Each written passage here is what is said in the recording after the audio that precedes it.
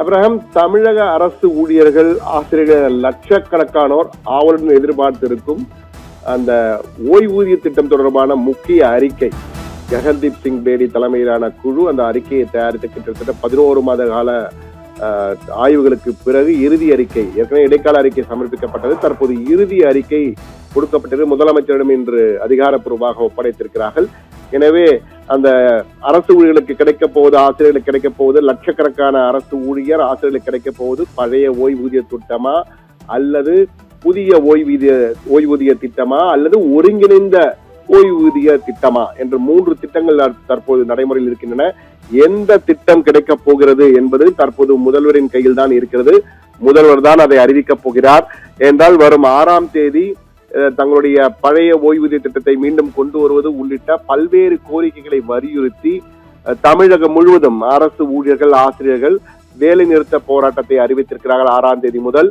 எனவே இது தொடர் போராட்டமாக தொடரப் போகிறதா அல்லது இந்த போராட்டத்திற்கு முற்றுப்புள்ளி வைக்கும் வகையிலே முதலமைச்சர் அரசு ஊழியர்களுக்கும் ஆசிரியர்களுக்கும் அவர்கள் எதிர்பார்த்த அறிவிப்பை வெளியிடுவாரா என்பதை பொறுத்திருந்தான் பார்க்க வேண்டும். தற்போது நமக்கு கிடைத்த உறுதியான தகவலின் அடிப்படையிலே புத்தாண்டிலே அந்த அறிவிப்பினை முதலமைச்சர் ஸ்டாலின் வெளியிடப் போகிறார். அது பழைய ஓய்வூதிய திட்டம் OPS என்று அழைக்கப்படுகின்ற ஓல்டு பென்ஷன் ஸ்கீமா அல்லது NPS என்று அழைக்கப்படுகின்ற புதிய ஓய்வூதிய திட்டம் நியூ பென்ஷன் ஸ்கீமா அல்லது UPS என்று அழைக்கப்படுகின்ற யுனைடெட் பென்ஷன் ஸ்கீம் என்ற ஒருங்கிணைந்த ஓய்வூதிய திட்டமா, இதில் 3இல் எதை கொடுக்க போகிறார்கள், எதை முதலமைச்சர் ஊழியர்களுக்காக அறிவிக்கப் போகிறார் என்பதுதான் மிக முக்கியமான கேள்வி.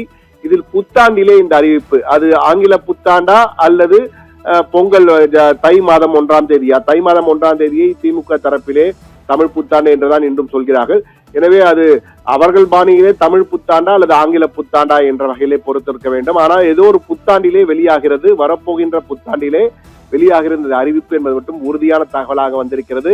எனவே அரசு ஊழியர்கள், ஆசிரியர்கள் கடந்த 4 ஆண்டு காலமாக தொடர்ந்து பல ஆண்டு காலமாக வலியுறுத்தி வருகிறார்கள். கடந்த 4 ஆண்டு தொடர்ந்து வலியுறுத்தி வருகின்ற நிலையில் பழைய ஓய்வூதிய திட்டம் வேண்டும் என்பதுதான் அவர்களுடைய மிக முக்கியமான கோரிக்கைகளில் ஒன்று.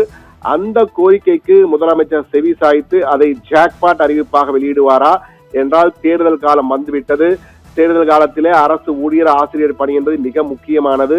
நிச்சயமாக இது பழைய ஓய்வூதிய திட்டம் இல்லை என்றால் அதனுடைய எதிரொலி மிகப்பெரிய அளவுக்கு தேர்தல் எதிரொலிக்கும் என்பது முதலமைச்சருக்கும் தெரியும் என்பதுதான் அரசு ஊழியர்கள், ஆசிரியர் எண்ணமாக இருக்கிறது.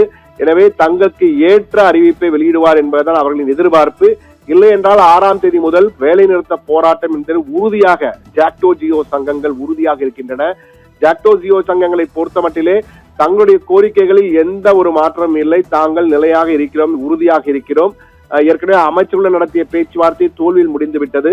எனவே தற்போது அந்த ஓய்வூதிய அறிக்கை வந்துவிட்டதால் அதன் அடிப்படையிலே முதலமைச்சர் என்ன அறிவிப்பு வெளியிடப் போகிறார் என்பதை பொறுத்து, ஒருவேளை ஆங்கில புத்தாண்டின் போது அந்த அறிவிப்பு வெளியானால், அறிவிப்பு தங்களுக்கு சாதகமாக இருந்தால் போராட்டம் என்பது வாபஸ் ஆகும். இல்லை என்றால் போராட்டம் உறுதி என்பதுதான் ஜாக்டோ ஜியோவின் நிலைப்பாடாக இருக்கிறது.